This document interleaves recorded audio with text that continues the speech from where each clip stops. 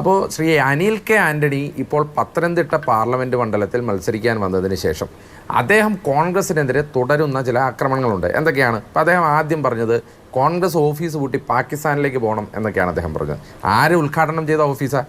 Anil K Antony കയറിയിട്ടുണ്ടോ എന്ന് എനിക്കറിയില്ല. കാരണം KPCC ഓഫീസിൻ്റെ മുന്നിൽ വെച്ചിരിക്കുന്ന ശിലാഫലകത്തിൽ AK ആൻ്റണി എന്ന് എഴുതിയിരിക്കുന്നത്.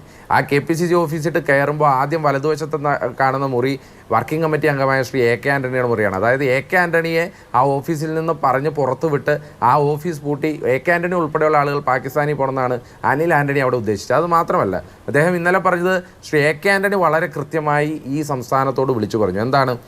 എൻ്റെ മകനാണെങ്കിലും രക്തബന്ധമുണ്ടെങ്കിലും ആരാണെങ്കിലും പത്തനംതിട്ടയിൽ കോൺഗ്രസ് ജയിക്കും, പത്തനംതിട്ടയിൽ ആൻ്റോ ആൻ്റണി ജയിക്കും.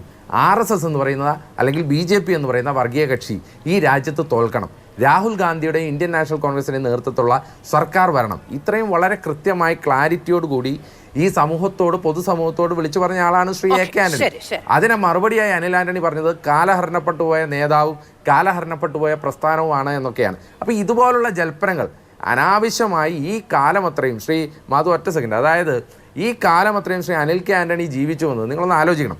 അനിൽ ആൻ്റണി രാവിലെ കുളിച്ച് ഉണ്ടുറങ്ങി മന്ദിരങ്ങളിൽ നിന്ന് കോളേജിൽ പോകുന്ന സമയത്ത് ആൻ്റണി വയലാർ ഉമ്മൻചാണ്ടി എന്ന് മുദ്രാവാക്യം വിളിച്ച് ഒട്ടേറെ KSU പ്രവർത്തകർ തല്ലുകൊണ്ടതിൻ്റെയും ജയിലിൽ പോയതിൻ്റെയും സമരം ചെയ്തതിൻ്റെയും ഫലമായിട്ടാണ് അനിൽ ആൻ്റണി ആ സുഖലോലുപമായ ജീവിതം ജീവിച്ചതെന്ന് അനിൽ ആൻ്റണി ഓർക്കണം. അതുമാത്രമല്ല, ജന്തർ മന്ദിർ റോഡിലെ 2ാം ഭവനത്തിൽ കേന്ദ്രമന്ത്രിയുടെ പ്രത്യേക സുരക്ഷയിൽ അവിടുത്തെ കുക്ക് പാകം ചെയ്ത് തന്ന ഭക്ഷണം കഴിച്ചുകൊണ്ട് അവിടെ വിശ്രമ ജീവിതം സുഖലോലുപമായി 5.5 അടി ഉറങ്ങുമ്പോൾ അത് ആയിരക്കണക്കിന് കോൺഗ്രസ് പ്രവർത്തകരുടെ ചോരയിലും നീരിലും വാർത്തെടുത്തതാണ് എന്നും അനിൽ ആൻ്റണി ഓർക്കണം. അപ്പോൾ ഇപ്പോൾ പറയുന്നതൊക്കെ തിന്നിട്ട് എല്ലിൽ കയറുന്നതാണ് എന്നുള്ളത് കോൺഗ്രസ്സുകാർക്ക് വളരെ കൃത്യമായിട്ട് അറിയാം. അതുകൊണ്ട് തന്നെ ഞങ്ങൾ AK ആൻ്റണി എന്ന് പറയുന്ന ആ മഹാമനുഷ്യനോട് ഞങ്ങളുടെ നേതാവിനോടുള്ള ആ ബഹുമാനം പുലർത്തിക്കൊണ്ടാണ് പലപ്പോഴും അനിൽ ആൻ്റണിയോട് ഒരല്പം ഞങ്ങൾ ഈ കടന്നാക്രമിക്കാത്തതെന്ന് ഈ പൊതുസമൂഹം മനസ്സിലാക്കണം. പക്ഷേ ആ കടന്നാക്രമണത്തിൻ്റെ റിലാക്സേഷൻ എന്നും ഉണ്ടാകുമെന്ന് ആരും കരുതുകയും വേണ്ട. കാരണം അദ്ദേഹം കഴിഞ്ഞ ദിവസം പറഞ്ഞത്